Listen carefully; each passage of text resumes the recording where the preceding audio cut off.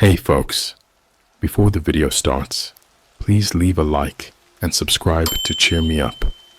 Make sure you are relaxed and enjoy today's stories.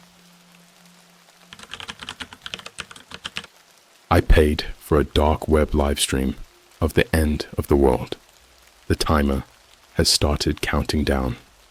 Alright, so I'm not really the type of person who does things like this. Like at all. I'm just your average dude. I go to work, hang out with friends, play video games, the usual. But lately, I've been getting bored. You know, that kind of boredom where nothing seems interesting anymore. I've seen all the crazy videos on YouTube, played all the horror games, watched all the Netflix shows, and still, I felt like I needed something more. That's how I stumbled across the deep web.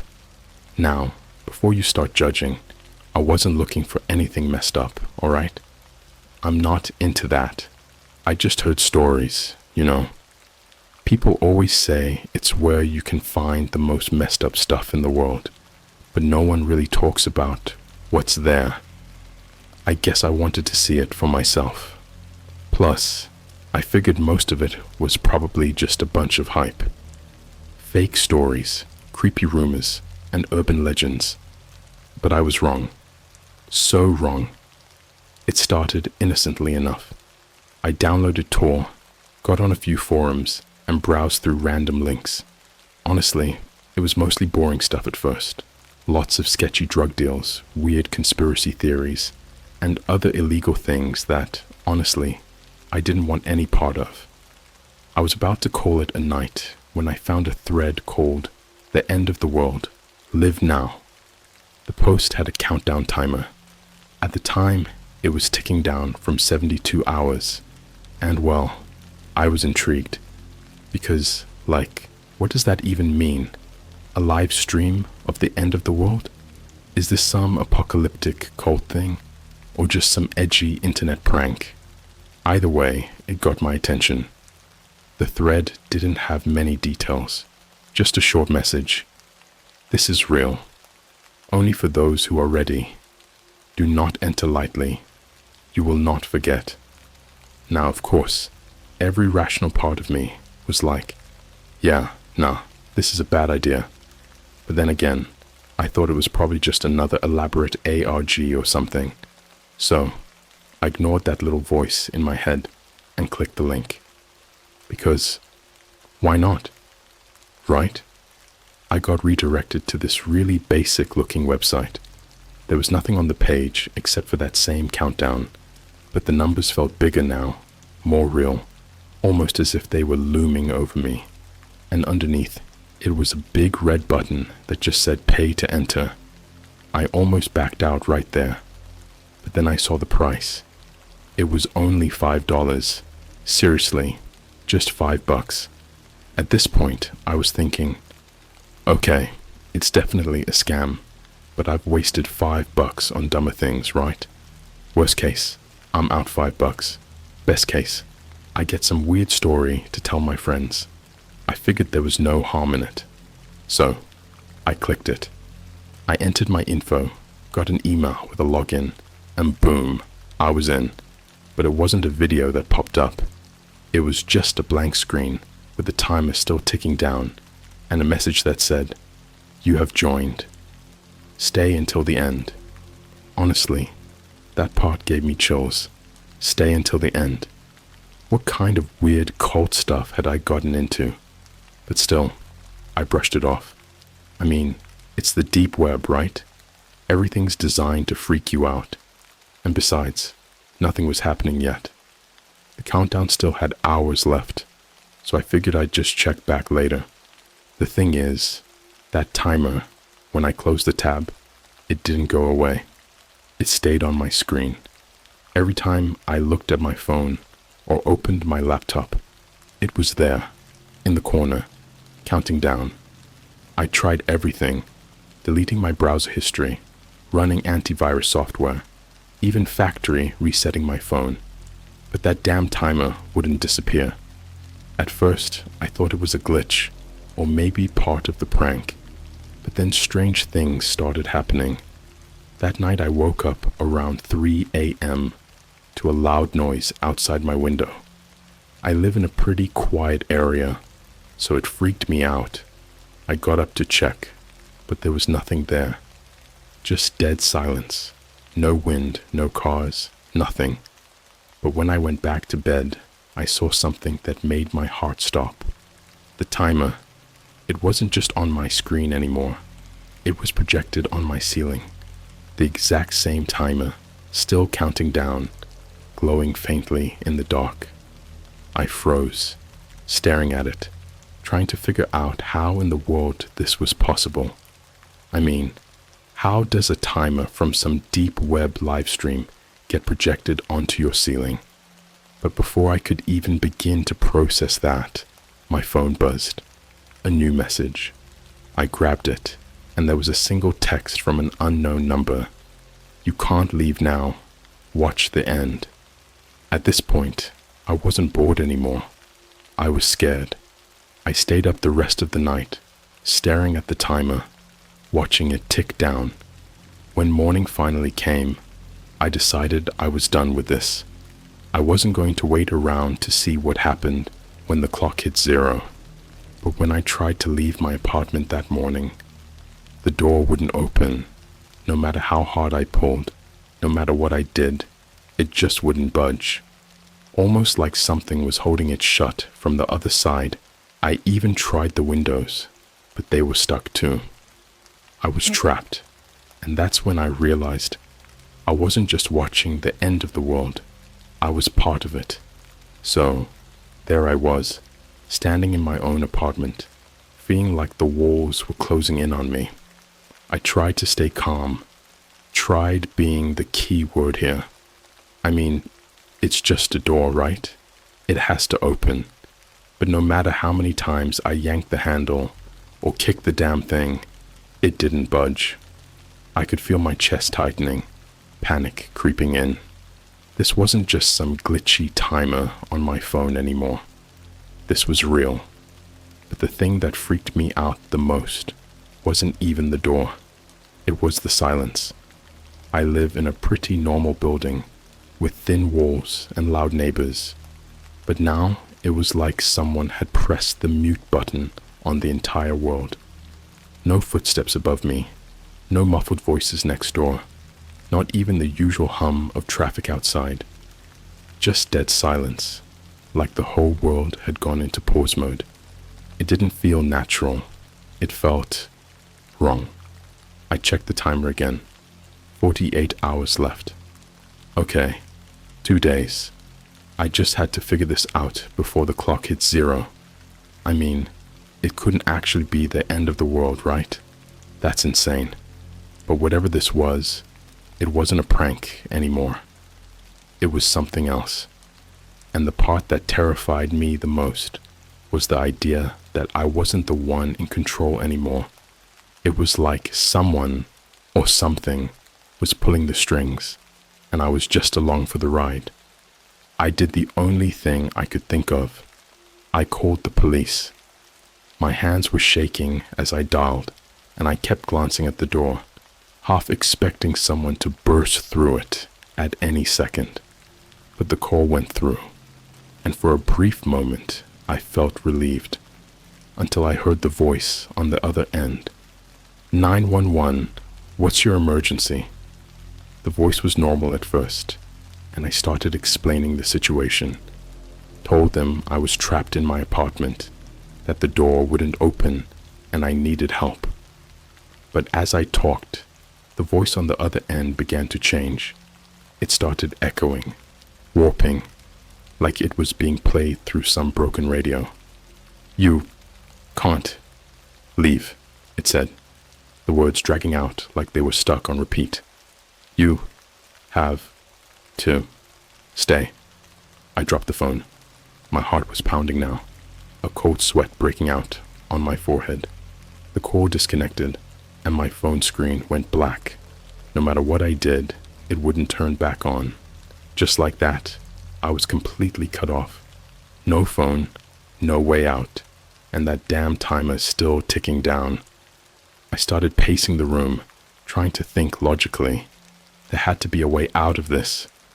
Maybe it was some kind of advanced hacking trick. Or maybe I'd pissed off the wrong people on the deep web, and this was their sick way of messing with me.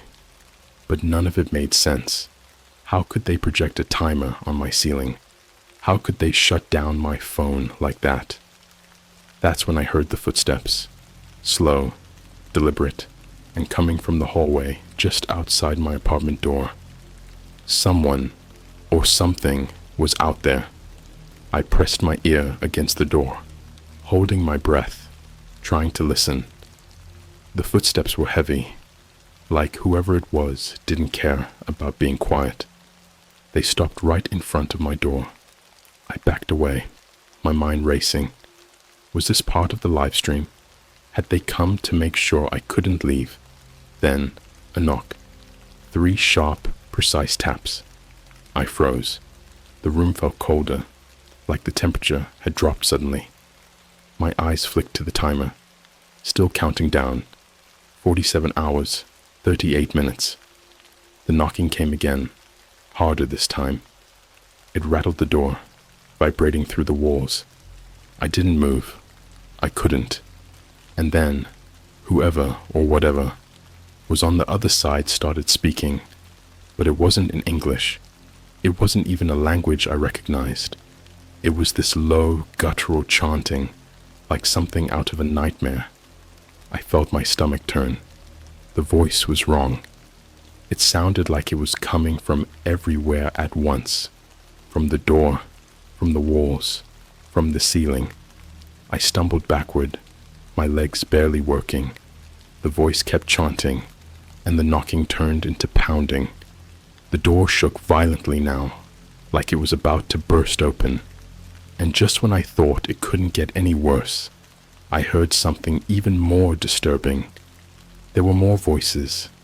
They joined the first one by one, like a crowd gathering outside my apartment. But they weren't chanting in unison. They were all speaking different things, overlapping, a chaotic jumble of sounds that made my head spin. It was like being trapped in a nightmare where nothing made sense. Then, as quickly as it had started, everything stopped. The pounding, the chanting, the voices. Silence, once again, swallowed the room. I waited, my heart hammering in my chest, half expecting the door to explode inward. But nothing happened. Slowly, I approached the door again, my whole body tense. I pressed my ear against the wood. Nothing. I let out a shaky breath, but I wasn't about to relax. Whatever that had been, it wasn't over. I was sure of it. I glanced at the timer. 47 hours, 10 minutes. As much as I didn't want to admit it, I knew something bigger was happening, something I couldn't explain. I went to the window, hoping, praying that maybe I could signal for help. But when I pulled back the curtains, my stomach dropped. The outside world wasn't there. Where the street, the buildings, the sky should have been, there was nothing. Just this vast, endless void. Black, empty, like someone had erased the entire world outside my apartment. No cars, no people, no light. Just a blank canvas of nothingness stretching on forever. I backed away from the window, my legs trembling. This couldn't be real. It couldn't be.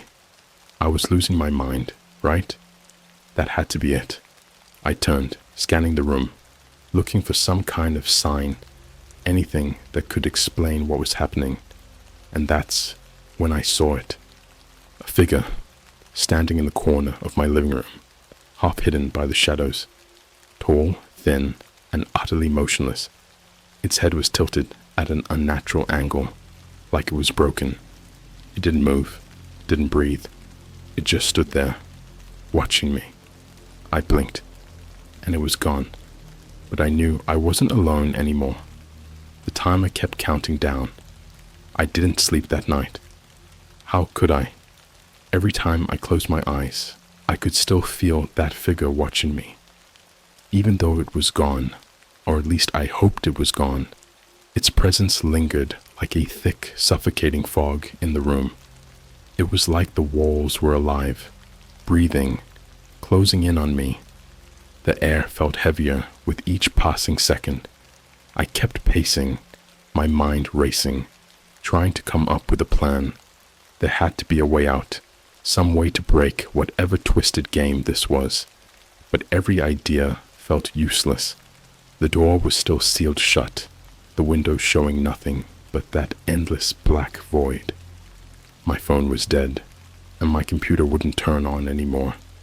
The only thing left was the timer. It read 32 hours. I tried to ignore it, but it was impossible.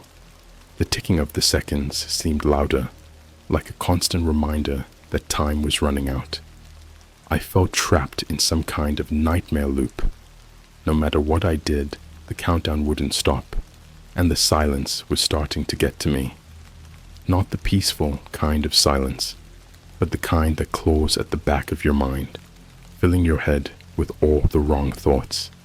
And then, just as I was about to lose it completely, I heard something. A faint noise coming from the hallway outside my apartment. This time, it wasn't footsteps or knocking. It was something different. It was a voice, but not like the chanting from before. This voice sounded human, and I don't know why, but that scared me even more. I pressed my ear to the door, straining to listen. The voice was muffled, like it was trying to speak through something. It was low and distorted, but I could make out bits and pieces. Let me in. I backed away, my heart racing again. No way was I letting that thing, whatever it was, inside. But the voice kept going, growing louder and more insistent. Let me in. This time, it was clearer, and something about it sounded familiar, like I'd heard it before, but I couldn't place where. It was as if someone was trying to imitate a real person, but not quite getting it right. I tried to block it out, pressing my hands over my ears, but the voice seeped through, echoing in my mind. Let me in! The pounding on the door started again, but it was different this time. It wasn't coming from outside. It was coming from inside the walls. The entire apartment shook with each thud, the vibrations rattling my teeth, shaking the floor beneath my feet. I backed away, stumbling into the kitchen, trying to get as far from the door as possible. The pounding stopped, but the voice didn't. It kept whispering, repeating that same phrase over and over. Let me in. Let me in. Like a broken record stuck on repeat. That's when I realized the voice wasn't coming from the hallway. It was coming from behind me. I turned, and there it was, again. The figure, standing in the kitchen, its head still tilted at that impossible angle, watching me with eyes I couldn't see, but I could feel. It hadn't moved. It was like it had always been there, just waiting for me to notice it. My breath caught in my throat. My whole body froze. It was like my muscles refused to work, like some invisible force was holding me in place, forcing me to stare at this thing. It didn't move. It didn't blink, but I knew it wanted something. I could feel it in the pit of my stomach, this deep, gnawing dread that told me whatever it wanted, it wasn't good. And then I noticed something I hadn't before. The figure. It was wearing a mask. Not a regular mask, but one of those blank, featureless white ones you see in those creepy, low-budget horror movies. The kind with no expression, no eyes, just a smooth, empty face. But this mask, it had cracks, thin, spiderweb-like cracks that ran down its surface, almost as if the face underneath was trying to break free. Without thinking, I grabbed the nearest thing I could find, a kitchen knife. and held it out in front of me like it would actually do something. The figure didn't react. It just stood there, silently, its head still tilted in that disturbing way. And then slowly, it lifted one hand and pointed at me. I don't know why, but that simple gesture sent a wave of cold terror through me. It wasn't just pointing at me, it was marking me, like I was next, like the timer wasn't counting down to the end of the world, it was counting down to the end of me. I don't know how long I stood there, knife shaking in my hand, staring at this thing, but eventually I blinked, and when I opened my eyes, the figure was gone again. I dropped the knife and collapsed against the counter, my entire body trembling. I felt like I was losing my mind, like reality was slipping through my fingers. This couldn't be real. It just couldn't. But no matter how much I tried to convince myself, it was all in my head. I couldn't shake the feeling that this was just the beginning. I glanced at the timer again. 30 hours. The number felt smaller now, more immediate, more final. Then, for the first time since this whole nightmare started, my computer screen flickered to life. It was still plugged in, but I hadn't been able to turn it on since I joined the stream. Now, it was running on its own, showing nothing but static for a few seconds before the screen changed. It was the live stream, the one I'd paid to watch, except now it wasn't just a countdown. The screen showed a split view, one half still displaying the timer, now counting down from 30 hours, but the other half, it showed a camera feed, and that's when I saw it. The camera was pointed at the outside of my apartment door. I could see my hallway, the exact one just outside, the same door I had been staring at all day. It was live, real-time footage of the hallway, and standing right outside my door, motionless, was the figure in the mask. It didn't move. It just stood there, as if it knew I was watching, as if it was waiting for the clock to run out. That's when the message appeared on the screen. A single sentence, written in blood-red letters, flashing on the screen like a warning. You paid to watch. Now you'll be part of the show. I stared at the message, my heart pounding in my ears, and then the live stream zoomed in on the figure. The mask tilted, as if it was looking directly into the camera, directly at me. And then, slowly, its hand reached for the door handle. My whole body went cold. I couldn't tear my eyes away from the screen. The figure's hand, pale and thin, was now gripping the door handle from the outside. I swear, for a split second, I heard the faintest click, like the lock giving way. The timer was still counting down in the corner of the screen, 29 hours and 50 minutes now. But my eyes were locked on the camera feed. The figure wasn't moving, but I could feel the pressure of its intent, as if it knew exactly what it was doing. I stood there, frozen. My thoughts were scrambled, every rational part of me screaming to do something, anything, but I couldn't move. The fear had paralyzed me, rooting me to the spot. All I could think about was that figure, how it had been inside my apartment only moments ago. And now, here it was, right outside again. And then, the door handle started to turn. I snapped out of it, instinct kicking in. I rushed to the door, throwing my body against it with all my strength, holding it shut. The handle twisted and jerked in my grip, and I could feel the pressure from the other side, like whoever, or whatever, was out there was trying to force its way in. "Stop," I whispered, my voice trembling. "Please, just stop." But it didn't. The figure kept trying to open the door, and with every second that passed, I could feel it gaining strength. The door frame creaked, and the handle twisted harder. almost violently. I gritted my teeth, pushing back with everything I had. For a moment, I thought the door was going to burst off its hinges, but then it stopped. The pressure vanished and the door went still. The handle slowly returned to its original position, like nothing had happened. I stayed there for what felt like an eternity, my heart pounding in my chest, waiting for the next move. But nothing came. Just silence again. I slowly backed away from the door, my legs shaking beneath me. I had no idea what I was up against, but I knew one thing for sure. This wasn't just some live stream anymore. This was real. It had been real from the moment I clicked that link. The timer on my screen was still ticking down, now at 29 hours and 30 minutes, but the camera feed had changed. It was no longer focused on the hallway outside. Now, the camera was inside my apartment.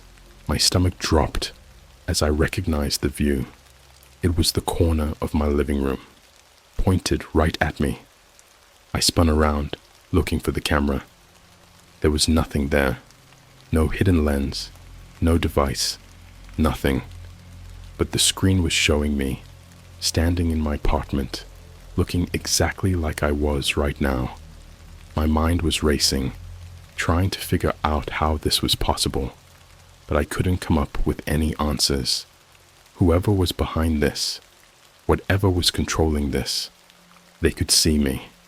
They could watch my every move. I reached for the knife again, gripping it tightly, though I knew deep down it wouldn't do me any good. I was outmatched. I was playing a game I didn't understand, with rules I couldn't even begin to comprehend. Suddenly, the camera feed zoomed in. It focused on something behind me, something I hadn't noticed until that moment. The figure was back. It stood in the doorway to my bedroom, partially shrouded in shadow, its mask now tilted the other way. I couldn't tell if it was closer or if it had just moved positions, but it didn't matter. It was still here, watching me, waiting. And then, something new happened. The figure spoke. "I'm waiting for you," it whispered, though the voice wasn't coming from its mouth.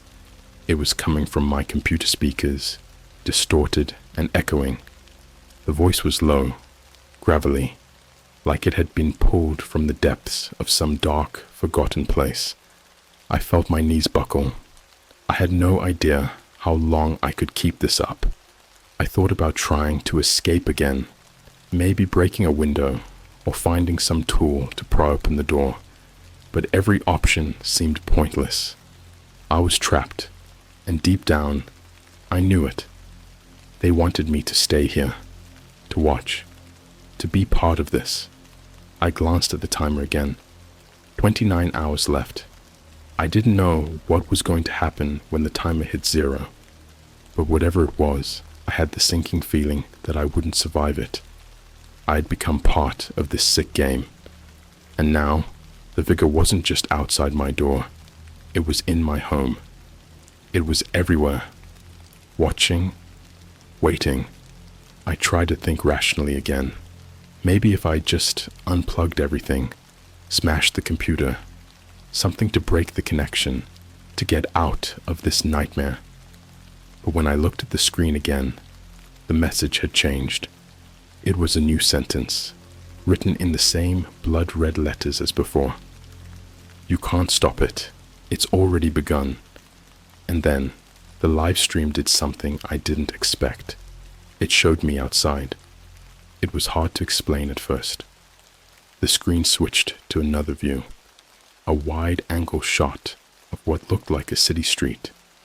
The sky was dark, heavy with thick clouds, and everything was eerily quiet. No cars, no people, just an empty, abandoned street. But the part that really got me was that it looked familiar. I squinted, trying to make sense of it, and that's when it hit me.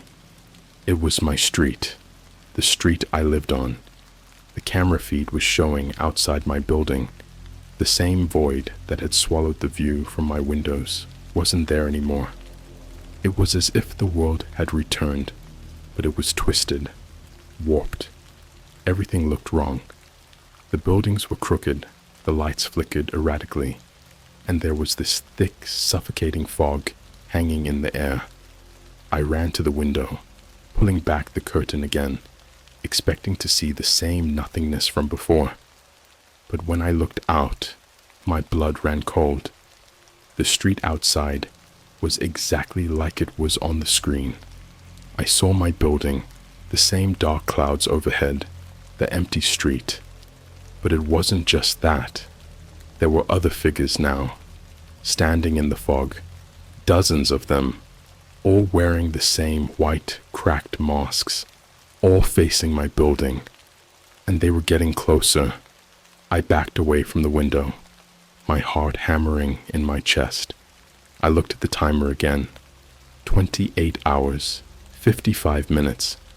I wasn't sure what was worse, the fact that the world outside had changed, or the fact that I was watching it happen in real time. I felt completely powerless, like a puppet in some twisted show. I knew the figures outside weren't going to stop. They were coming for me, just like the one in my apartment. And when the timer hit 0, I wasn't sure if there would be anything left of me to watch. I backed away from the window, heart pounding, staring at the figures in the fog. They were getting closer, slowly but surely, each one moving with that same unnatural stillness, as if they weren't walking but gliding. Their masks, blank and broken, seemed to glow faintly in the dim light. There were more of them now, too. What had started as a handful had grown into a small army, all converging on my building. I felt trapped, suffocating. There was no way out. I could feel it in my bones. The deep web stream had pulled me into something far beyond anything I could have imagined. I had thought it was a game, a thrill. But now, it was clear. This wasn't just a show I was watching. This was the end of everything I knew, and the countdown was leading me to the finale. 28 hours and 40 minutes left. I knew I couldn't wait for the timer to reach 0. I didn't want to know what would happen when it did. But no matter how hard I tried to come up with a plan, every option seemed impossible. The door was still sealed, the windows locked tight, and the figures outside were inching closer. My only chance, my last chance, was to confront whatever was inside my apartment with me, the figure in the mask. It hadn't appeared again, but I knew it was here. I could feel it, watching me from the shadows. I took a deep breath, clutching the knife in my hand. It felt small, useless, like a child's toy against something far more powerful. But it was all I had. I moved slowly through my apartment, my eyes scanning every corner, every shadow, waiting for the figure to show itself again. And then I heard it, the faintest sound, like something scraping across the floor. It came from the bedroom. My stomach tightened, dread flooding through me. I knew I had to go in there. I knew that was where it was waiting for me. I stepped toward the bedroom door, every instinct screaming at me to turn back, to run, to hide. But there was nowhere to go. This was it. I pushed the door open, and there it was. The figure stood in the middle of the room, its back to me, the mask still tilted at that sickening angle. It hadn't moved. It was just standing there, completely still, as if waiting. I raised the knife, my hand shaking so badly I could barely hold it. I didn't know what I was doing, what I thought I could accomplish, but I had to try something. I had to make it stop. But before I could take a step forward, the figure spoke again. "You can't stop it," the voice said, that same distorted, broken tone echoing from all directions. It's already over. The words sent a shiver down my spine. The figure slowly turned, the cracked mask facing me fully now, and behind those cracks, I saw something moving. A shape, writhing just beneath the surface, like whatever was wearing that mask was trying to claw its way out. And then, with a sound that made my blood run cold, the mask split open. I can't even describe what I saw underneath. It wasn't human. It wasn't even close. It was this twisted, warped thing, its face made up of nothing but darkness and shifting shapes, like a void that stretched on forever. I couldn't look at it directly. My vision blurred, my head throbbed, and for a moment I thought I was going to pass out. I stumbled backward, dropping the knife, my legs giving out beneath me. I hit the floor hard, gasping for air, but I couldn't look away. The thing stepped forward, its form flickering in and out of focus, like it was struggling to hold on to reality. And then it reached for me. I scrambled backward, my back hitting the wall. My whole body was trembling, my mind screaming at me to move, but I couldn't. The thing's hand, long and skeletal, reached out, and just as it was about to touch me, the timer on my screen began to beep. I whipped my head toward the laptop, which was still on, showing the live stream. The camera feed had returned to the hallway, outside my apartment, and the figures outside. They were at my door now. Dozens of them, pressing up against the walls, their masks pressed against the glass, watching, waiting. The timer had reached 1 hour. 60 minutes left. The beeping was growing louder, more frantic, almost like an alarm. The figure in my bedroom stopped, its head twitching slightly, like it was reacting to the sound. I didn't know what was happening, but for some reason, the beeping seemed to affect it. It took a step back, its form flickering, even more violently now, like it was losing its grip on reality. I didn't waste any time.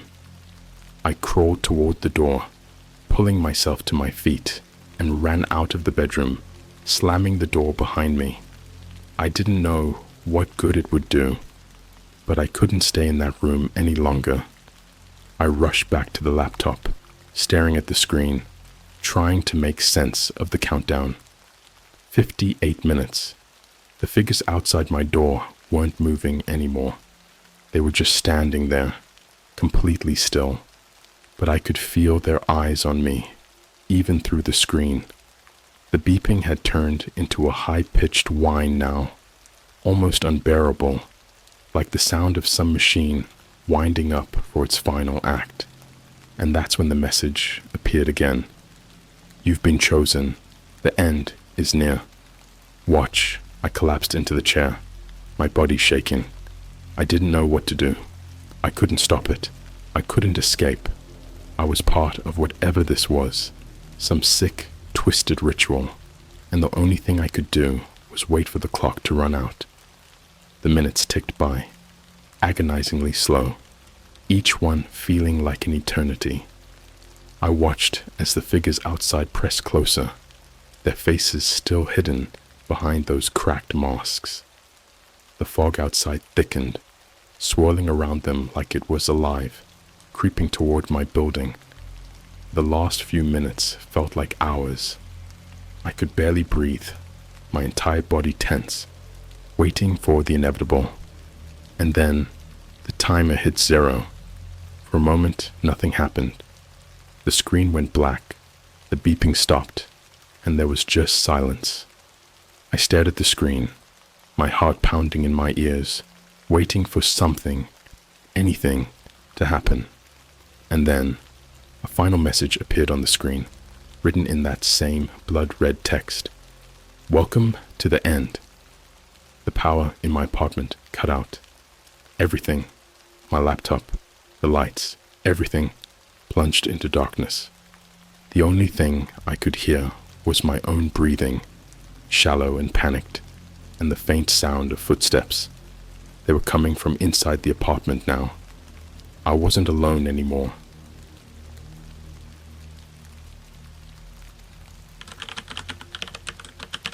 I found a secret dark web forum that claims reality is a simulation. Now, things are starting to glitch. Okay, so I never thought I'd be that guy writing one of these stories. You know the type. Some random internet dude sharing some spooky out there experience, expecting everyone to believe him. But I swear, I'm not lying. This is real. And if I don't get it out, I might lose my mind. So, here goes. I've always been a curious person. Like, I'm that guy who clicks on the weird YouTube recommendations at 3 a.m. just to see how deep the rabbit hole goes. Conspiracy theories, urban legends, you name it. I've probably read or watched something about it, but I never really believed in any of that stuff. It's fun, you know? A guilty pleasure. But about 2 months ago, I got into something I shouldn't have. I was messing around on the deep web. Yeah, I know. Bad idea. Trust me, I wasn't looking for anything illegal. Just curious. I'd heard about all these hidden forums where people supposedly discuss things you can't find anywhere else. Stuff like secret government projects, time travel, all that weird stuff that makes you question reality. Anyway, I found this forum.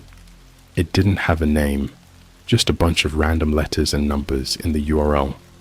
I almost clicked off because it looked super sketchy, like old school GeoCities kind of vibe. But something about it caught my eye. The main thread at the top was pinned and titled, "You have been lied to. Reality is a simulation, and we have proof."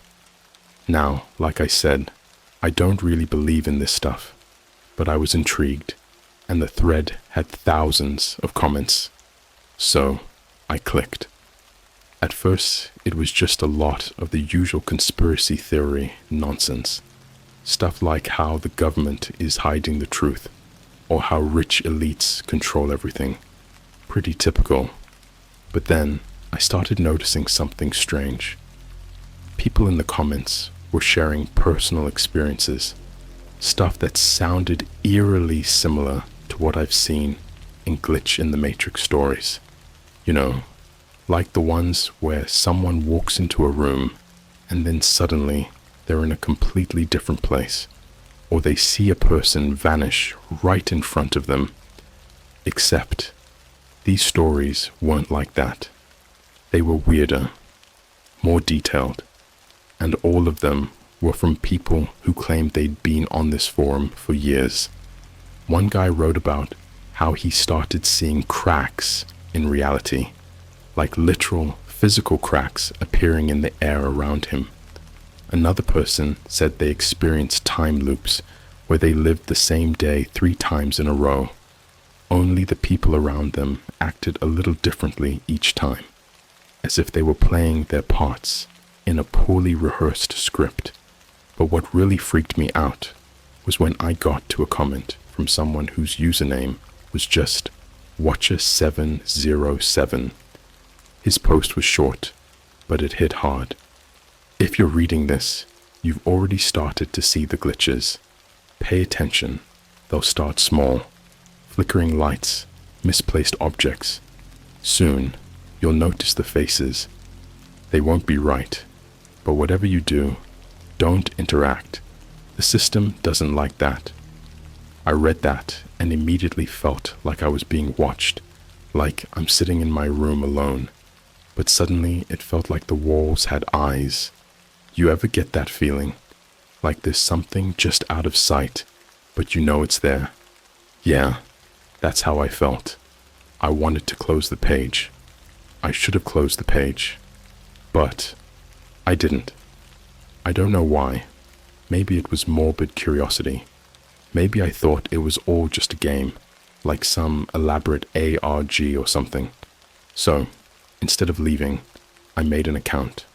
I used a fake name, threw in a throwaway email address, the works, just in case. And then I commented on the thread. All I said was, "Hey, is any of this real? Like, really real?" I didn't expect a response, especially not as quickly as I got one. But not even 2 minutes later, Watcher 707 replied, "It's real. You've seen it too, haven't you? The glitch.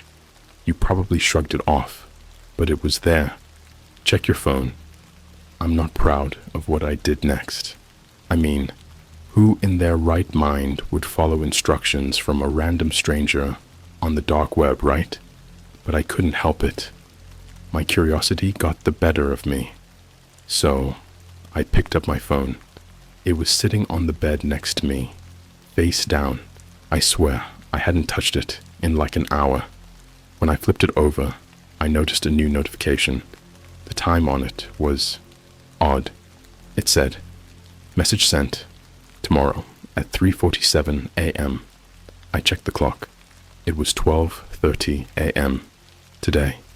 At first, I thought my phone was just glitching, Phones do that sometimes. But the message was from a number I didn't recognize, and it wasn't your usual spam text. All it said was, "You're not supposed to be here." My stomach dropped, like full-on pit of dread. I sat there staring at my phone, my heart racing, trying to figure out what the hell was going on. Was this some kind of sick joke? Had someone hacked my phone?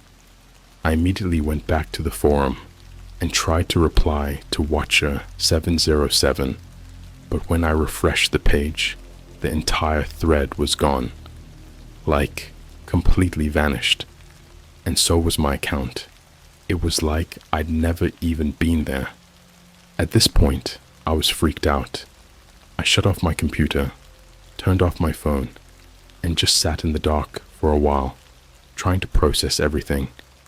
But the weird part, that feeling of being watched didn't go away. I barely slept that night. Every little noise made me jump, and my brain wouldn't stop replaying that text over and over. "You're not supposed to be here." What the hell did that even mean? I tried convincing myself it was all just some elaborate prank, but deep down, something felt off, something I couldn't shake. The next morning, I woke up feeling like I'd been hit by a truck. I checked my phone first thing, half expecting another message, but there was nothing, just the usual notifications. For a brief second, I thought maybe I'd imagined it all. Maybe I was just tired, and my brain had made it seem weirder than it was. But then I remembered the timestamp. I hadn't imagined that. The rest of the day was uneventful. I went to work, did my usual stuff, but I couldn't stop thinking about that forum, and that text, and Watcher 707. I kept glancing at my phone, expecting something to happen, but it didn't. Everything felt normal. Until I got home. I stepped through the door and immediately felt like something was wrong.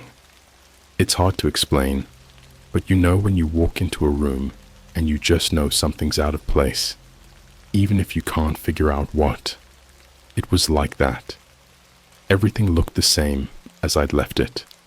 My shoes by the door, the TV remote on the coffee table, but the air felt different, heavier.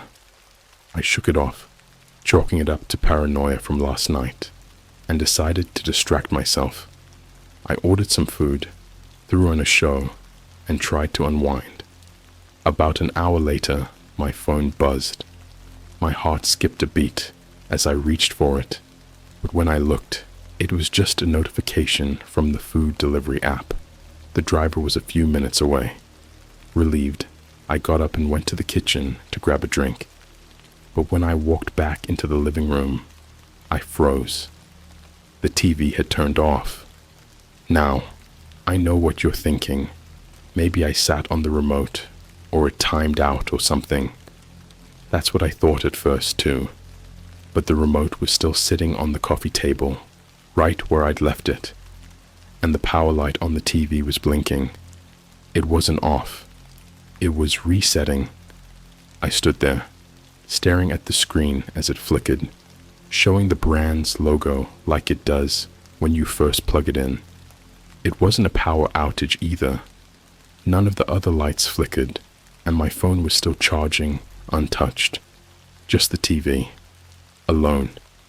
I grabbed the remote and tried turning it back on, but it wouldn't respond. The little blinking light just kept going. That heavy feeling in the air. Yeah, it was back. Stronger this time. Like I wasn't alone in the room anymore. Then my phone buzzed again. I looked down, expecting another update from the delivery app. But this time, it wasn't the app. It was a text. The same number from last night. I told you not to interact. My stomach lurched. I could feel the blood drain from my face. This wasn't just some random spam message. Someone was watching me. Someone who knew I was still trying to figure out what was going on. I don't know what came over me, but I lost it. I typed back, my hands shaking as I hit each key. Who are you? What do you want? I hit send, my heart pounding, fully expecting nothing to happen, but the reply came almost instantly. Too late. You've already seen behind the curtain. You're part of the system now. I stared at the words on my screen, my mind racing, trying to make sense of it. What the hell did that mean?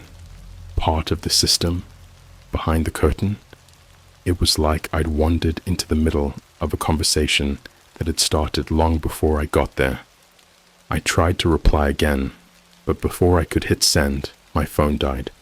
The screen just went black. No warning, no low battery. Dead.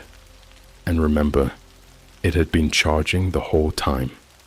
I felt my heart pounding in my throat. I needed to get out of the house. I grabbed my keys, threw on my shoes, and headed for the door. But when I opened it, I stopped dead in my tracks. Standing right there, at the bottom of my porch steps, was the food delivery guy. Except, something wasn't right. He was just standing there, staring up at me, holding the bag of food in one hand, but not moving, not blinking, just staring. I don't know how long we stood like that. Me at the top of the steps, him at the bottom, both of us frozen. But I swear, there was something wrong with his face. Like, I can't explain it perfectly, but it wasn't natural. His eyes were too wide, like they were trying too hard to look human. His smile was stiff, like it had been plastered on with glue. Finally, I managed to mumble something like, thanks, and slowly reached out to take the bag. He didn't move, not even a twitch, just kept staring. And then, all at once, he turned around, sharp, like a robot, and walked back to his car. I watched him go, trying to calm myself down, but just as he reached his car, I saw him stop, like he was waiting for something. That's when I heard my phone buzz. Again. With shaking hands, I fished it out of my pocket. The screen was on, fully charged, as if it had never died. Another message. He's watching. My head snapped up, looking around my street, my yard, the parked car down the block. No one was there, just the delivery guy in his car, the engine idling. But as I looked closer, I noticed something that made my stomach flip. He wasn't driving away. He was just sitting there, hands on the steering wheel, head facing forward, completely still, watching. I don't remember how long I stood there, staring at the delivery guy sitting motionless in his car. It felt like time had slowed down. I couldn't hear anything. No wind, no distant traffic, not even the hum of his car engine. The world had gone dead silent. The only thing I could focus on was that guy just sitting there. Something in me snapped. and I slammed the door shut, locking it behind me. My hands were shaking so badly, I almost dropped my keys. I backed away from the door, trying to breathe, trying to think.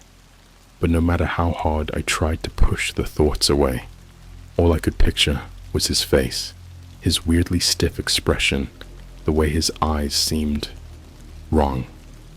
I knew I wasn't imagining it. This wasn't just paranoia. Something was really off, and whatever was happening, it started when I found that damn forum. My mind was racing, but I needed answers. So, against all my better judgment, I grabbed my laptop. I told myself I'd just look for a few minutes, just enough to figure out what the hell was going on. Maybe I'd missed something. Maybe there was a clue on the forum that I hadn't seen before. I powered up the laptop and opened my browser, but when I tried to type in the URL for the forum, the address didn't autofill like it should have. You know how your browser usually remembers stuff you visited? Yeah, not this time. It was like the page had never existed. I typed the address manually, letter by letter, but as soon as I hit enter, the page just didn't load. I stared at the spinning loading symbol for what felt like forever, but nothing happened. I tried refreshing it, opening different tabs, but everything else worked fine. It was just that site. I was about to give up when something strange happened. My screen flickered, just for a split second, but it was enough to make me jump. When it came back, my browser had frozen. And then, slowly, the screen started to distort. At first I thought my laptop was just glitching out, but as I watched, the distortion grew worse. The window stretched and warped, almost like it was melting. The edges of the browser began to twist and bend, and the text blurred, turning into nonsensical shapes. It was like reality itself was unraveling right in front of me. I tried to close the laptop, but my hands wouldn't move. It was like I was paralyzed, forced to watch the screen as it twisted and warped into something unrecognizable. And then, for just a second, the distortion stopped. My entire screen went black. Then, words appeared in white, slowly, as if someone was typing them out. "We told you not to look." The words hung there for a second, and then the laptop abruptly shut off. No warning, no error message, just dead. The room was dark now, the only light coming from the street lamp outside, casting a faint glow through the window. I sat there in the darkness, too freaked out to move. My heart was racing, my mind spinning. I needed to calm down, to think rationally. But how could I? What the hell was that? I was about to get up when I noticed something strange out of the corner of my eye. At first, I thought my vision was playing tricks on me. But no, it was real. A crack had appeared in the middle of the air. I know how insane that sounds, but I'm not exaggerating. It was like a literal crack, like you'd see in a broken mirror, just hanging there in the middle of the room. It was thin, jagged, and seemed to pulse faintly, like it was alive. The air around it shimmered, distorting the space nearby, making everything look off. I couldn't move. I couldn't blink. My brain was screaming at me to run, but my body wasn't listening. As I stared at the crack, it slowly started to widen. A faint humming sound filled the room, so low it felt like it was vibrating in my bones. The crack spread, splitting open the fabric of reality itself. And then, just as suddenly as it had appeared, it stopped. The air around it stabilized, the crack holding its position like a frozen wound. I don't know what I was expecting to happen next. Maybe something would crawl out, or the room would collapse into the void. But nothing happened. It just stayed there. like it was waiting. I don't know how long I stood there, staring at it, before I finally snapped out of my trance. I backed away slowly, keeping my eyes on the crack, half expecting it to start moving again. My mind was racing. This was real. This was actually happening. I needed to get out of the house. Now I grabbed my phone and ran to the door. My hand was shaking as I fumbled with the lock, but just as I turned the knob, I froze. There was a sound behind me, a soft, whispering sound, like wind brushing against fabric. I didn't want to turn around. I didn't want to know what was making that noise, but my body betrayed me, and before I could stop myself, I glanced over my shoulder. The crack was still there, but something had changed. The space around it was warping. Slowly, shapes were emerging, dark, indistinct figures, like shadows caught in a whirlpool of air. They weren't solid, more like outlines, but there was something wrong about them. Their movements were jerky, unnatural, like they were struggling to maintain their form. And then I saw it. A face. It was faint, barely visible in the swirling shadows, but it was there. It looked like a person, but not human. The eyes were too wide, the features too blurred, as if it was trying to be something it wasn't. And it was looking right at me. I bolted out of the house without thinking. I didn't care if I left my things behind. I just needed to get out of there. As I ran down the street, I glanced back once, half expecting to see the shadowy figure chasing me. But there was nothing. The crack in reality had stayed behind, silent, watching. When I finally made it to the end of the block, I stopped and doubled over, gasping for breath. My heart felt like it was going to explode out of my chest. I pulled out my phone, my hands trembling as I tried to unlock it. As soon as the screen lit up, I saw another message. This time, it wasn't from the mysterious number. It was from my number. The text read, "You're still in the simulation. You can't leave." I stood at the end of the block, staring at my phone. My mind couldn't process it. A message from my own number. I couldn't even think straight. The text was short, but it might as well have been a slap to the face. "You're still in the simulation. You can't leave." My pulse thundered in my ears. The street around me felt off, like the houses, the trees, the very air was all just wrong. The sky above seemed darker than it should have been for that time of night, the clouds hanging too low, unmoving. Everything looked the same, but the more I stared, the more I felt like I was looking at a picture of my neighborhood, not the real thing. And then I realized something that made my skin crawl. I hadn't seen a single person, not a car passing by, not a light flickering on in any of the houses, just complete, unnerving stillness. I was about to run again, anywhere, just to feel like I had control over something, but before I could take a step, my phone buzzed in my hand. Another message. My thumb hovered over the screen, hesitant, as if reading it would somehow make everything worse. But I couldn't stop myself.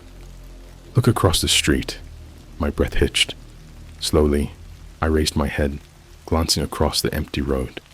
For a second, I saw nothing, just the dark outlines of houses, quiet and still. But then, out of the corner of my eye, I noticed a figure standing in the shadows between two streetlights. It wasn't moving. I squinted, trying to make it out. It was just standing there, barely visible in the dim light, its posture unnaturally straight. The figure was tall, lanky, almost too thin. I couldn't see its face clearly, but I didn't need to. Somehow, I knew it was watching me. I felt the hairs on the back of my neck rise. Every instinct screamed at me to turn around, to run in the opposite direction, but I was rooted in place, frozen by the sight of this thing just standing there, doing nothing. The silence pressed in, thick and suffocating, as if the entire world had gone still to watch this moment unfold. And then, without warning, the figure started walking, not towards me, but across the street, directly under one of the streetlights. As it passed into the light, I finally saw it clearly, and I wished I hadn't. Its face was wrong. There was no other way to describe it. It had human features, but they didn't fit together right. The eyes were too large, the mouth too wide, and its skin looked almost rubbery, like someone had stretched a mask over a mannequin. But what terrified me most wasn't its face. It was the way it moved. It didn't walk like a person. It glided, almost like it wasn't entirely connected to the ground. Each step was deliberate, mechanical, like it was trying to mimic the movements of a human being, but failing. The air around it seemed to warp slightly, as if reality itself was bending just to let it pass. It reached the other side of the street and stopped again, just standing there, watching me. I was about to bolt, to take off running without any plan or destination, when something even worse happened. I heard footsteps behind me, slow, measured, deliberate. I didn't want to turn around. I knew what I would see, but I couldn't stop myself. I turned. There were more of them. 3, maybe 4, standing just down the block. Like the first one, they were tall, thin, and unnervingly still. Their faces were all the same, distorted, stretched, like they were trying to pass as human, but failing miserably. They stood there, silent, just watching me.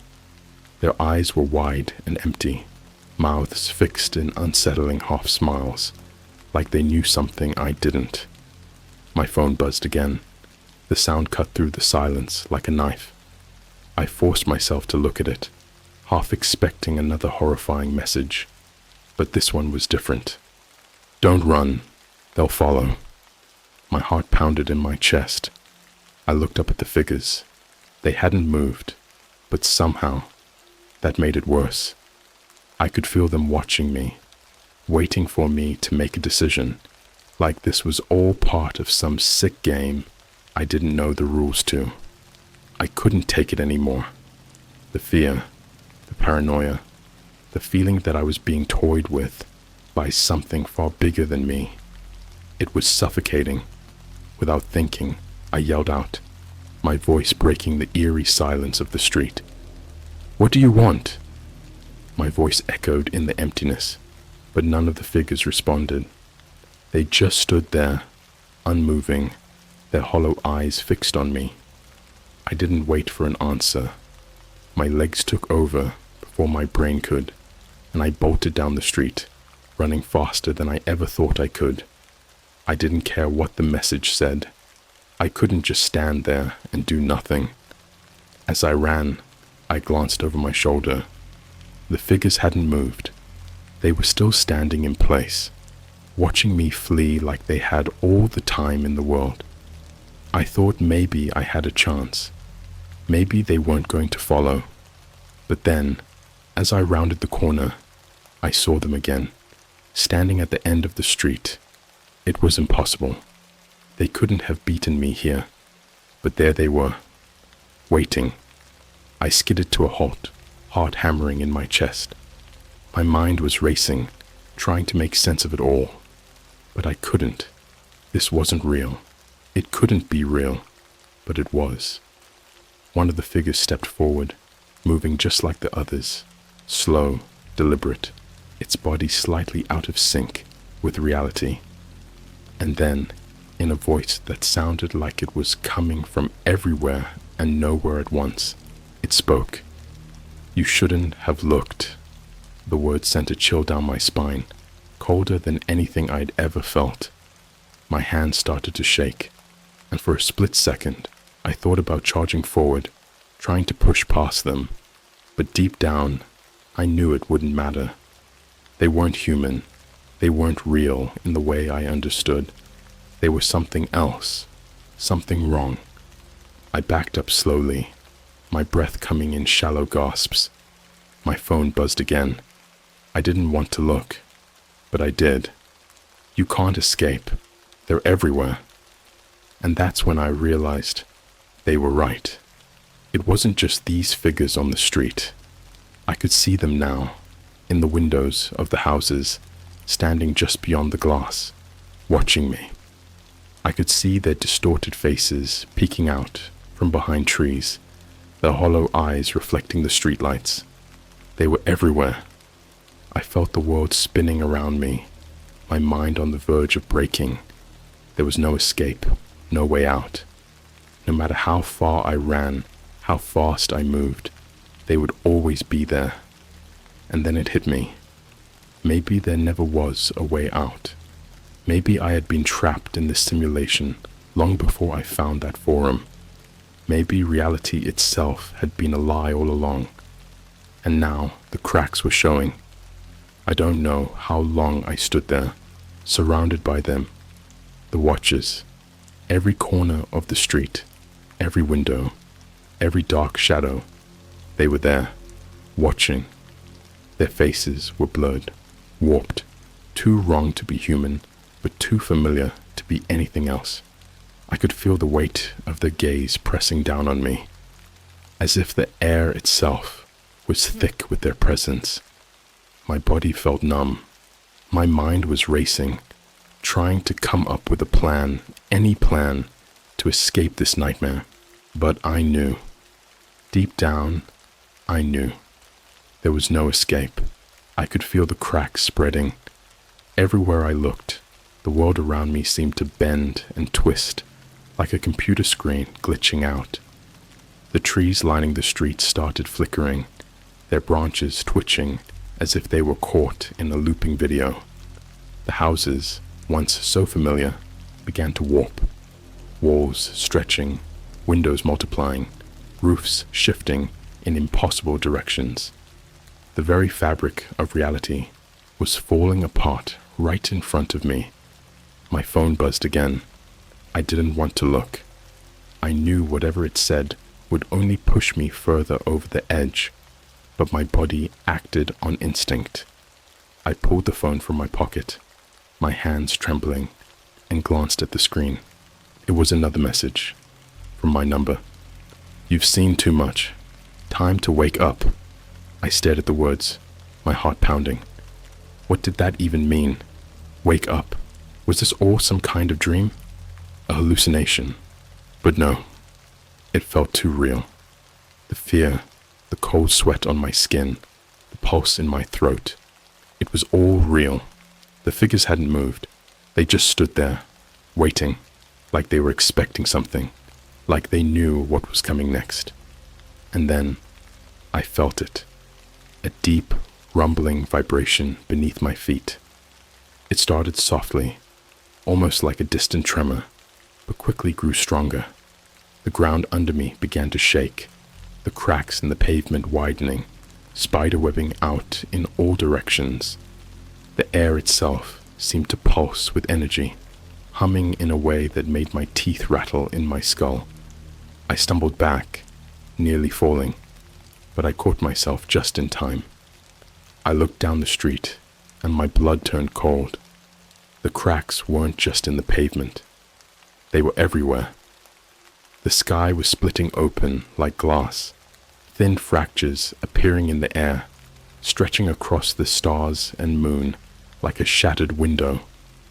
Buildings flickered in and out of existence, distorting, shifting, as if they were struggling to hold themselves together. Reality was glitching, collapsing in on itself. And then, all at once, the world around me stopped. Dead silence. No hum of the streetlight. No distant rustle of wind. Just nothing. I glanced up, heart pounding, and I saw something that made my blood run cold. The sky was gone. In its place was a blank, white void, stretching infinitely in all directions. No stars, no clouds, just emptiness. And in that emptiness, I saw shapes. Dark, shifting shapes, just beyond the edge of my vision, moving in ways that didn't make sense. There were huge, massive shadows in the distance, yet somehow they felt close. Too close. The ground beneath me flickered, and I stumbled. My phone buzzed one last time. I glanced down at the screen, my breath catching in my throat. The message was short, but it felt like a final nail in the coffin. The simulation is over. Before I could process it, before I could even take a breath, the world around me shattered. The ground cracked open beneath my feet, and everything went black. It wasn't like falling asleep or passing out. It was like being erased. 1 second, I was standing there, and the next, I was nowhere.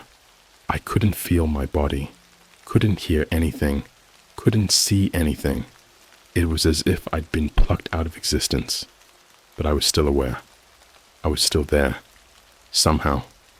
And then, just as suddenly as it had all disappeared, I felt something shift. A jolt, like waking up from a nightmare. I opened my eyes. I was lying in my bed. My heart was racing, my body drenched in sweat. I shot up gasping for air, my mind scrambling to understand what had just happened. The room around me was quiet, familiar. My laptop was on my desk, closed. The TV was off. The hum of the fan in the corner of the room buzzed softly. It was just my bedroom. I sat there, staring at the walls, trying to convince myself it had all been some horrible dream. But I couldn't shake the feeling that something was still wrong. The cracks, the watches, the messages, they were too vivid, too real. My phone buzzed again. My blood ran cold. With shaking hands, I picked it up and unlocked the screen. There was a new message. No number, no sender, just 2 words. Welcome back. I stared at the message, my heart thudding in my chest. I wanted to believe it was over, that I had woken up from whatever twisted reality I'd been stuck in. But that message, it was a reminder that this wasn't the end, that I was still in something. Maybe it was the simulation, maybe it was something worse. I didn't know, but one thing was clear. I'd seen too much. And whatever this world was now, whatever reality I had returned to, I couldn't trust it. The cracks in reality were still there, just beneath the surface. And now that I knew how to see them, they'd never leave me alone.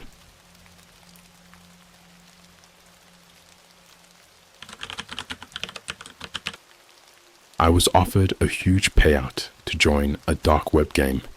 Every level requires me to do something horrifying in real life. So, this all started about 3 months ago. I wasn't looking for trouble, honestly. I was just bored with life, bored with work, and just restless. You know how it goes. I was spending way too much time online, aimlessly browsing Reddit, YouTube, and Twitter, until one night I got sucked down a rabbit hole I probably should have avoided. The dark web. I wasn't really into all the horror stories you hear about the dark web. Human trafficking, hitman for hire, all that crazy stuff. I figured most of it was just urban legend or exaggerated nonsense.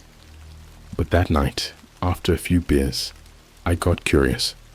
I decided to check it out for myself, just to see what was really going on. Bad idea. I used a Tor browser. For those who don't know, that's how you access the dark web. It's like a special browser that makes you anonymous. And after messing around for a bit, I came across this forum. It was called The Playground. At first glance, it just looked like a typical shady forum with questionable content. People selling stuff they shouldn't. trading hacked Netflix accounts, stuff like that.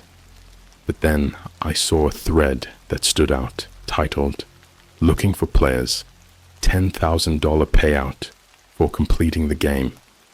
Now, $10,000? That's enough to grab anyone's attention, especially when you're barely scraping by, like me. The post was short, and all it said was something along the lines of, "Are you bored with your life? Want to make some real cash while having some fun? Join the playground and complete a series of tasks. Each task gets harder. Each task has consequences. Finish the game, and $10,000 is yours. Are you ready to play?" At the bottom, there was a link to what looked like some sketchy application. I should have bailed right there, but I didn't. I wish I could say it was just the money that got me, but honestly, part of me was just really curious. What kind of game would this even be? I figured it was probably a scam, or worse, something illegal that I'd want no part of. But curiosity's a hell of a drug, and after staring at the post for what felt like an eternity, I clicked the link. It took me to a super bare bones page, just a black screen with a few fields to fill out. Name, email, and, oddly enough, my phone number. Red flags were waving all over the place in my head, but instead of stopping, I filled it out. For the name, I didn't give my real one, obviously. I used a fake one, like anyone with common sense would. But yeah, I did give them my real email and phone number. Why? No idea. Dumb, I know. After I hit submit, nothing happened. No confirmation screen, no welcome email, nothing. I figured it was some elaborate trolling scheme or phishing attempt, so I closed my laptop and went to bed, feeling like an idiot. The next morning, I woke up to a text from a number I didn't recognize. All it said was, "Welcome to the playground. Your first task will arrive shortly. Prepare yourself." I stared at my phone, my stomach knotting up immediately. This was no joke. It felt like someone was watching me, like they knew everything. But still, I wasn't ready to back out just yet. I kept thinking about the $10,000. An hour later, I got an email. The subject line was, "Task 1. I opened it, half expecting some ridiculous joke, but my heart nearly stopped when I saw what it actually said. Task 1. Go to your nearest coffee shop, find a stranger, and spill their drink on purpose. Record it on your phone and send the video to this email. You have 24 hours. Failure to comply results in immediate disqualification. There are no second chances." At first, I laughed. Seriously? Spilling someone's drink? That's it? But then I thought about it. It wasn't just some harmless prank. This was deliberate humiliation. I mean, I'd be going out of my way to mess up someone's day for no reason, and I'd have to record it. The more I thought about it, the worse it felt. But $10,000, that's what I kept coming back to. I told myself it was just a dumb prank. People have done way worse for a lot less, right? Besides, if it meant getting me out of debt, why not? So, I did it. I went to a local cafe the next afternoon, picked a random guy sitting by himself, and accidentally knocked over his iced coffee. The guy looked up at me with this shocked expression, and I could feel my face burning with embarrassment. I mumbled some weak apology, pretending it was an accident, but inside I felt like garbage. I sent the video to the email like they asked, and within minutes I got a reply. "Good. Task 1 complete. Your next task will arrive shortly. No thank you. No congratulations. Just straight to the point." That night, I couldn't sleep. I kept replaying the scene in my head. The look on that guy's face, when I ruined his day for no reason. I knew it was wrong, but the email had promised that each task would get harder, and for $10,000, I couldn't even begin to imagine what they'd ask me to do next. But I had no idea how bad it was really going to get. The next task came quicker than I expected.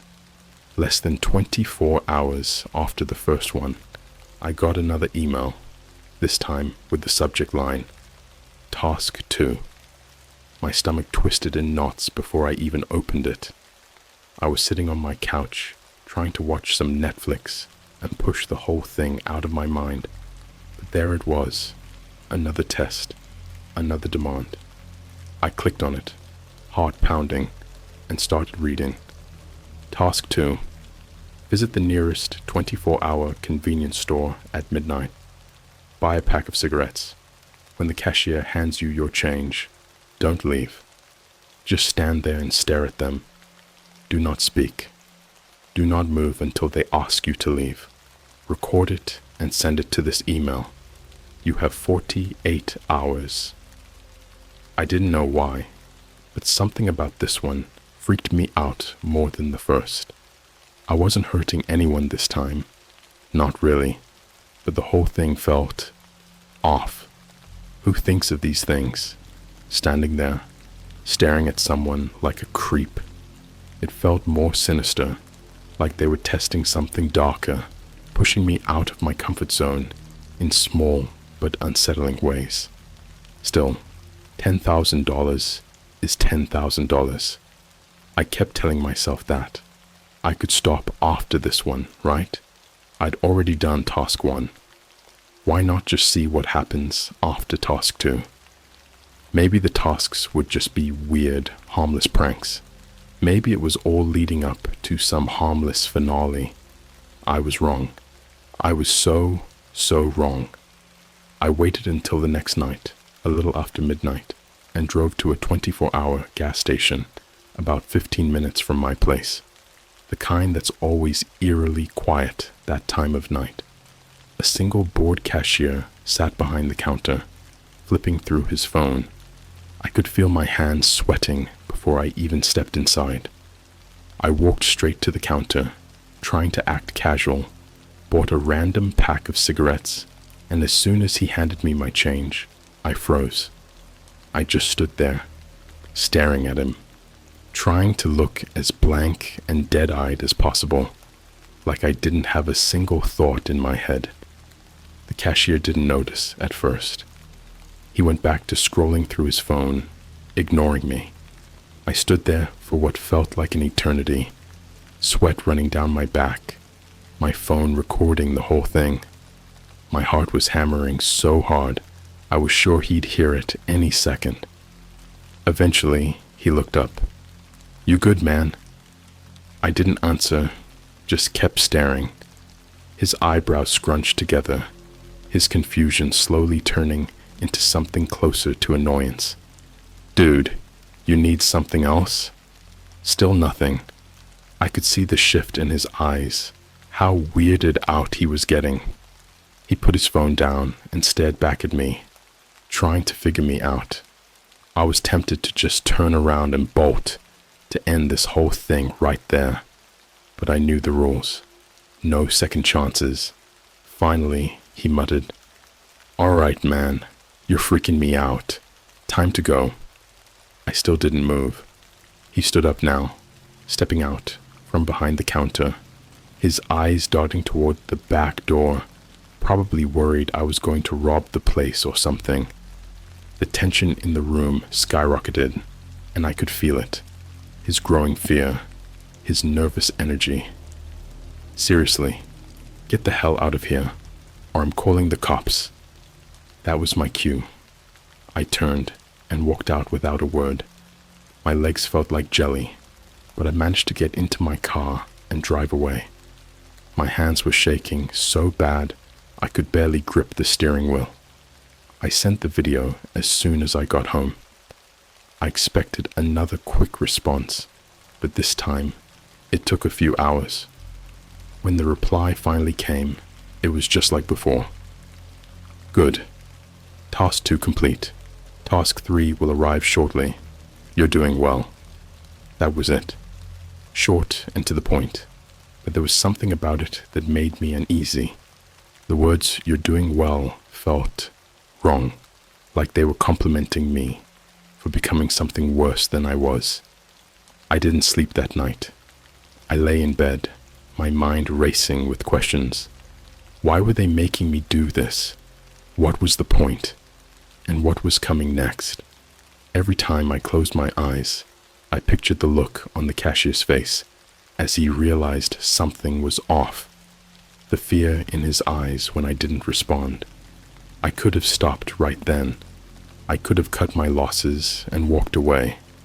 But I was already 2 tasks deep, and something in me needed to see it through. I kept telling myself it was for the money, but deep down, I knew it was more than that. I was hooked. Hooked on the thrill, the fear, the adrenaline rush that came with each task. A week passed before I heard from them again.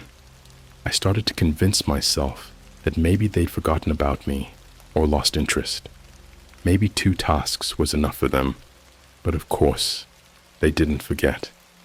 The next email came late one night, just after I had finally convinced myself to let my guard down. I had been half asleep when my phone vibrated on the nightstand. Groggily, I opened the email. Task 3. This time, you will not be alone. Find a friend or family member you trust and invite them to dinner. During the meal, take a photo of them without their knowledge and send it to us. Do not let them see you. You have 72 hours. My blood went cold. This wasn't just about messing with strangers anymore. They were pulling people I knew into this. People I cared about. I didn't want to drag anyone else into it. But the part that scared me the most, as much as I hated the idea, I was already thinking about who I could invite. I couldn't believe what I was reading. Task 3 wasn't like the others. The first 2 were creepy, yeah, but they were harmless in the grand scheme of things. This was different.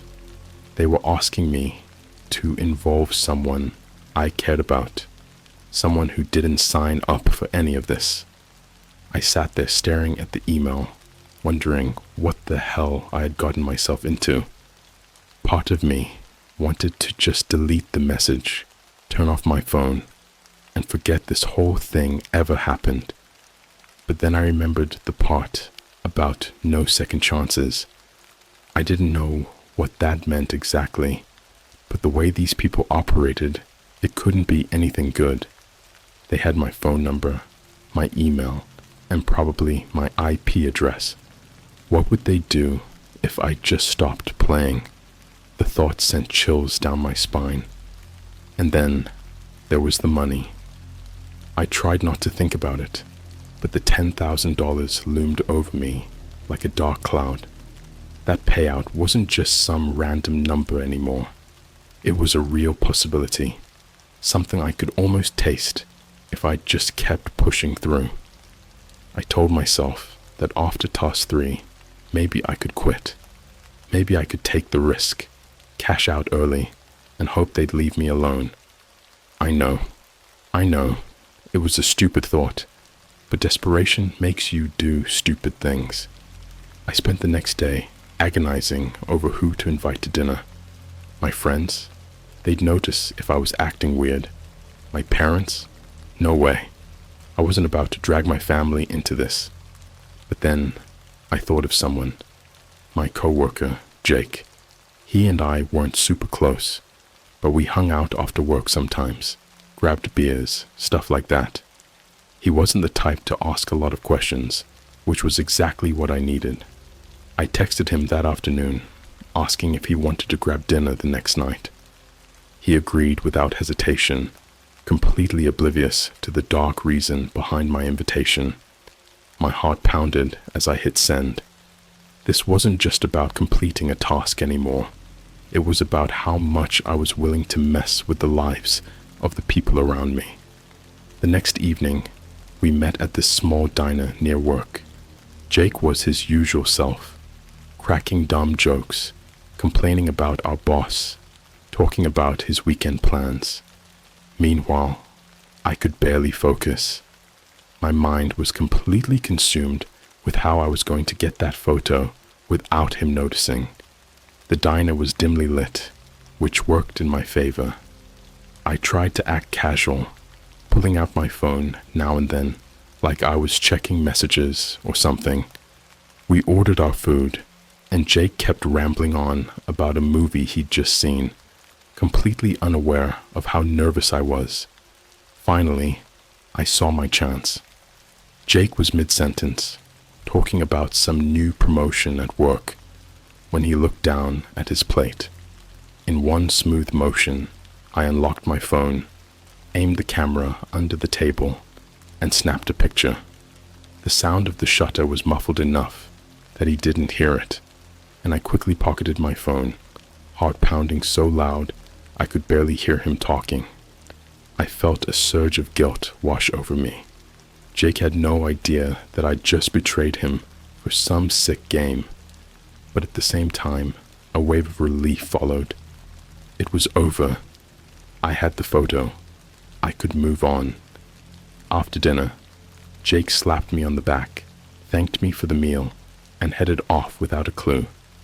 I waited until I was alone in my car before pulling out my phone and opening the camera roll. The photo was perfect, blurry enough that it wasn't obvious, but clear enough that they'd know it was Jake. I sent it to the email address with trembling fingers. It didn't take long for them to respond this time. Good work. Task 3 complete. You're almost there. Task 4 will arrive soon. Prepare yourself. The words, "You're almost there," jumped out at me. Almost there. How many more tasks were there? The closer I got, the more I realized how far I had gone. I should have felt relief, but instead, a sense of dread settled deep in my chest. I was losing control, and every task pulled me deeper into something I couldn't get out of. 2 days passed, and I found myself constantly looking over my shoulder. I didn't know what I was expecting. Someone watching me? A shadowy figure following me? Paranoia started creeping into every part of my life. I jumped every time I got a notification, every time I got an email. When the next email finally arrived, I felt like I was walking to my own execution. My hands were shaking as I opened it, and I felt like I could barely breathe. Task 4. You've proven your loyalty so far. Now, it's time to take things to the next level. Tonight, go to your nearest public park and sit on the bench closest to the entrance. You will receive a package. Do not open it. You will receive further instructions once it's in your possession. You have 24 hours. This was it. This was the moment where I knew I had to make a choice. Keep going or run. The tasks were no longer harmless pranks. They were sending me out to pick up some mysterious package at a park in the dead of night. This wasn't a game anymore. This was serious. I was terrified, but at the same time, I couldn't stop. I couldn't just not do it. I felt trapped, like there was no way out. If I didn't go, I didn't know what they'd do. If I did, I had no idea what I was getting into.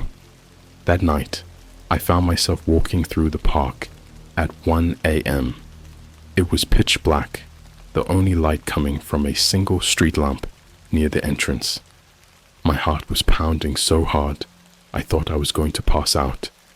I sat down on the cold metal bench and waited, my breath visible in the chilly air. I kept checking my phone, waiting for a message or a signal that someone was coming. Minutes ticked by, feeling like hours, and just as I was about to leave, I saw someone approaching. A figure in a black hoodie, moving slowly, deliberately. They walked up to me, without saying a word, and handed me a small, unmarked box. I didn't even see their face, just their hand as they passed me the package. I wanted to ask something, anything, but the words caught in my throat. Before I could say a word, the figure turned and walked away, disappearing into the darkness as quickly as they had come. I looked down at the package in my hands, my mind racing. What was in it? What was I supposed to do with it? But I didn't dare open it. Not yet. My phone buzzed. A new email. Task 4 complete. Do not open the package. Take it home. You will receive further instructions soon. I didn't sleep that night. The box sat on my kitchen table, just staring at me. I couldn't shake the feeling that whatever was inside would change everything. And I knew, without a doubt, that there was no turning back now. I barely slept the night after picking up the package. I couldn't stop staring at it, sitting there on my kitchen table, small and unmarked, like it was something completely ordinary. But I knew better. That thing felt like it was radiating some dark, heavy energy, like it was alive, watching me. I knew I wasn't supposed to open it, but the curiosity was eating me alive. What could they possibly want me to do with it? What was inside? I kept circling my table, pacing back and forth, trying to convince myself that it wasn't worth the risk. The instructions were clear. Don't open it. I couldn't break the rules now. Not this far into the game. Still, the presence of the box in my apartment was unbearable. I felt like I wasn't alone, like something had come into my space with it. I swear I heard noises in the middle of the night, soft creaks, the slightest rustling, like the box itself was moving, adjusting.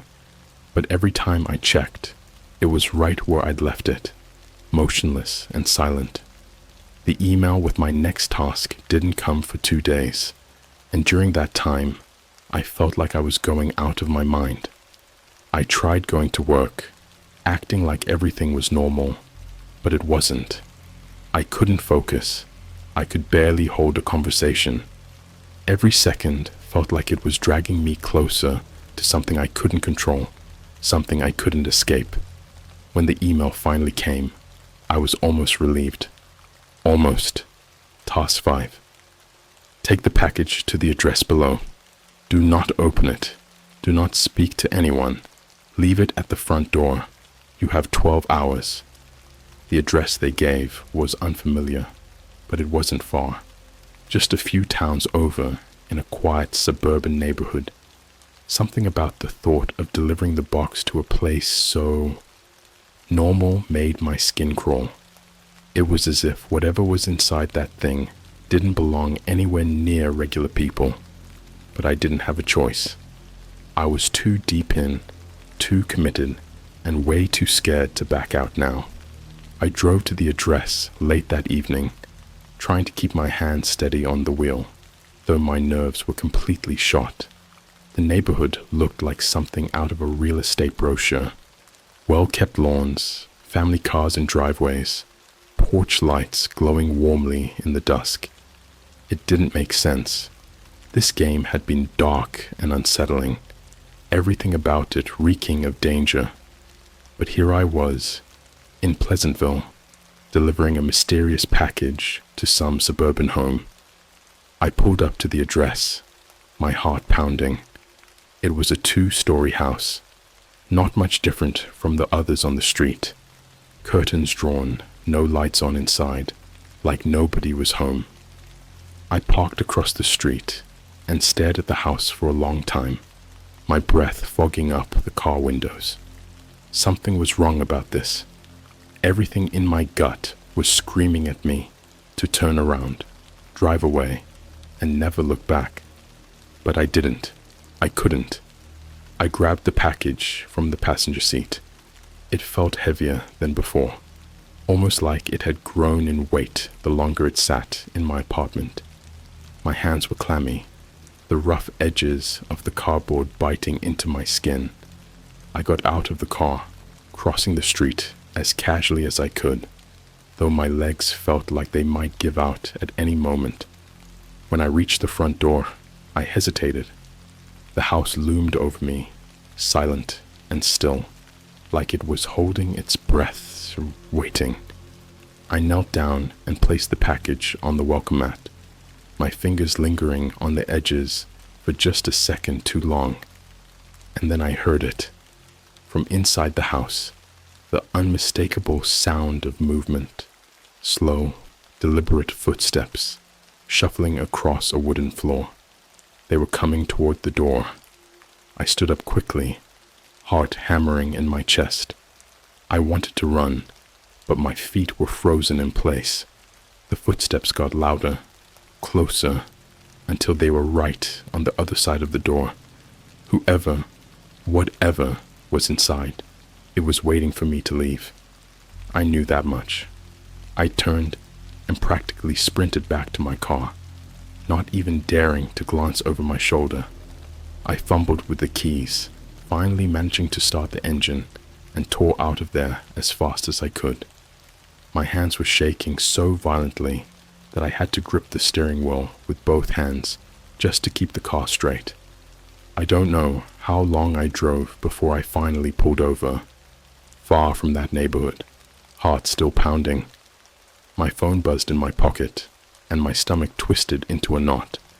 I didn't want to look, but I knew I had to. I took a deep breath, pulled out my phone, and opened the email. Task 5 complete. Well done. Your final task will arrive soon. Prepare yourself. The words, final task, hit me like a ton of bricks. Final task.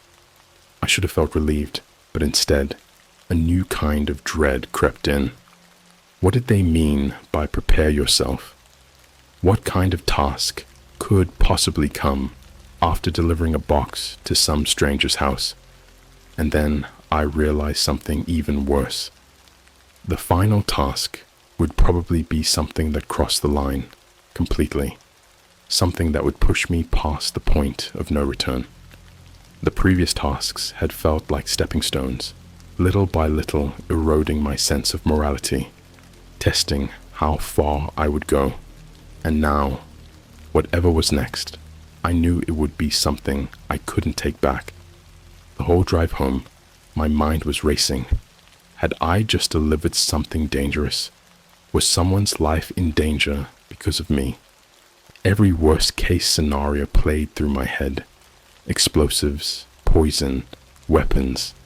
But no matter how much I tried to convince myself otherwise, I couldn't shake the feeling that I had just been a part of something far darker than I ever imagined.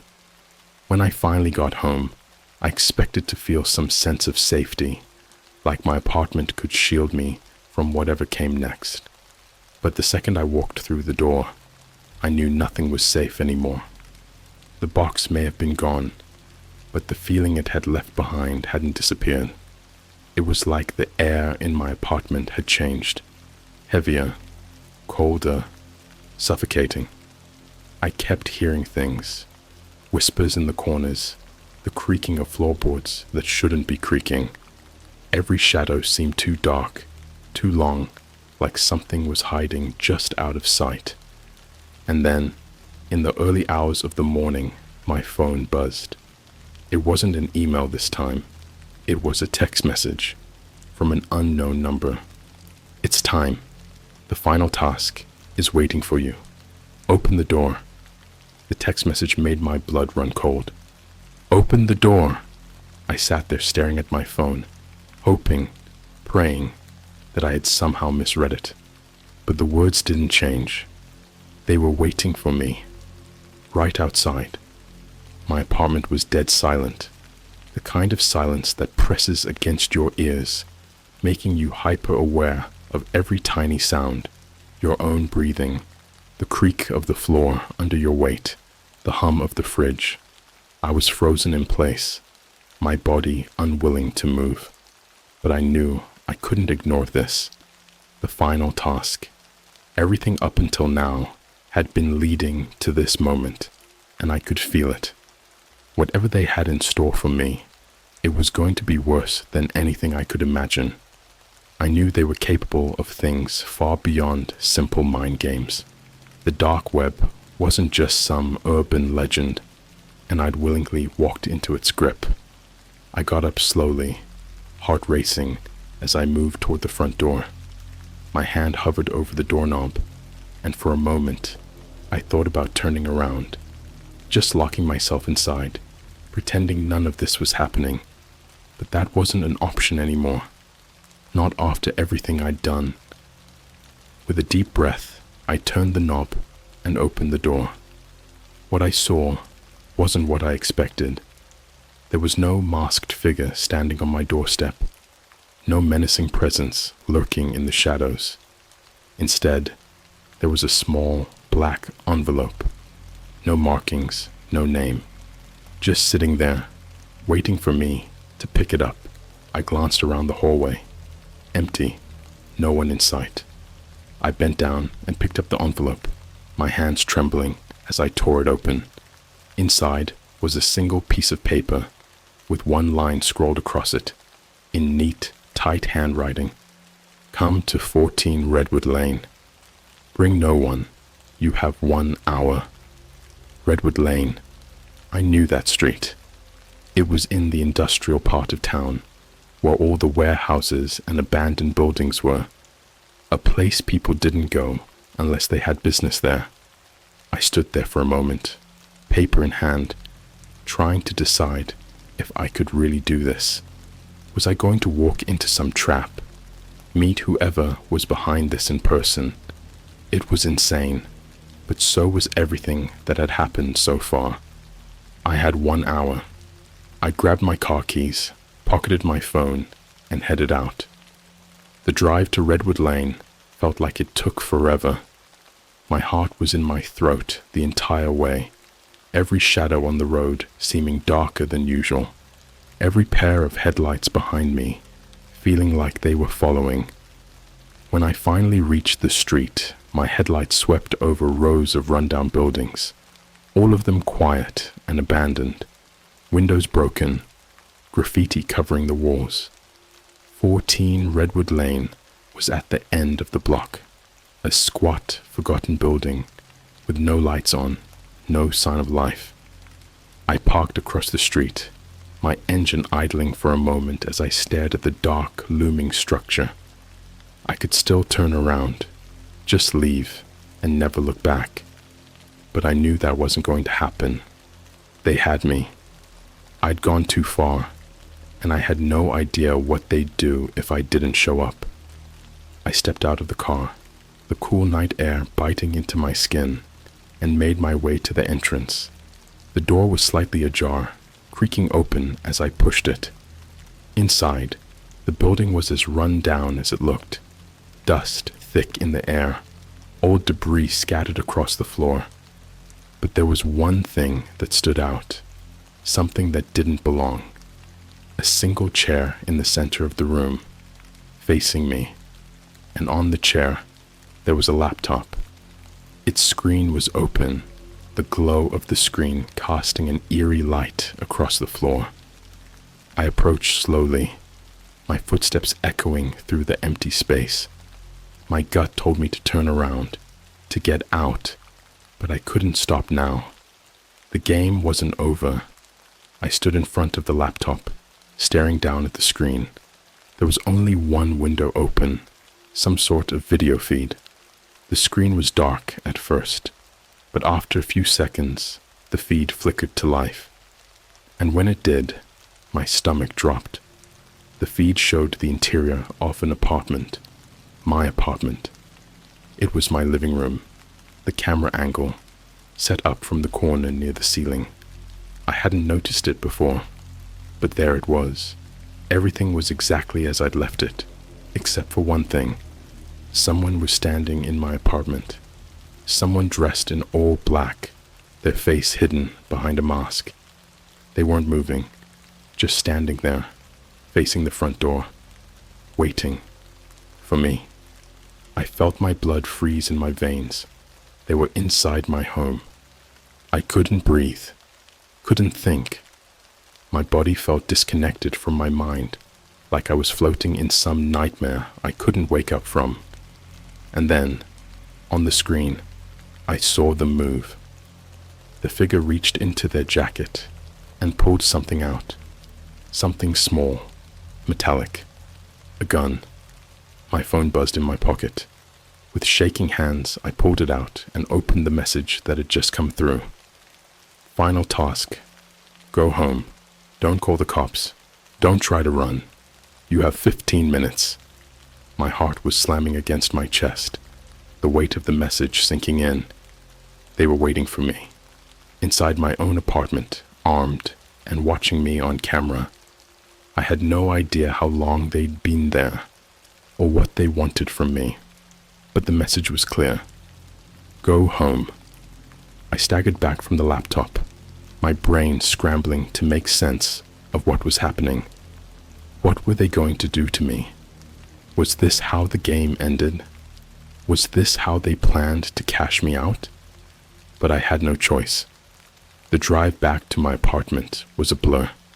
My hands were trembling so hard, I almost drove off the road, but somehow, I made it. The building loomed ahead of me, dark and silent. My apartment sitting on the second floor, the light from my window barely visible. I parked and got out, walking toward the entrance, my legs moving like they didn't belong to me. I could feel the weight of whatever was waiting for me inside pressing down, heavier with each step. The final task. When I reached my door, I hesitated, the urge to turn and run overwhelming. But there was nowhere to run, no one to turn to. I put my hand on the doorknob, heart pounding in my ears, and slowly pushed it open. The apartment was dark, just like it had been on the screen. I stepped inside, the air thick and cold. And then I saw them, the figure from the video. They stood in the middle of my living room, just like before, completely still, their masked face turned toward me. The gun was in their hand, hanging loosely at their side. For a moment, we just stood there, the silence between us suffocating. I didn't move. I didn't speak. I waited. Finally, they raised their hand, pointing the gun directly at me. I closed my eyes. Game over. That's the last thing I remember before everything went black. When I woke up, I was alone. The figure was gone, the gun was gone, and my apartment looked exactly the same as it had before, like nothing had happened. The only thing different was a note on my kitchen table.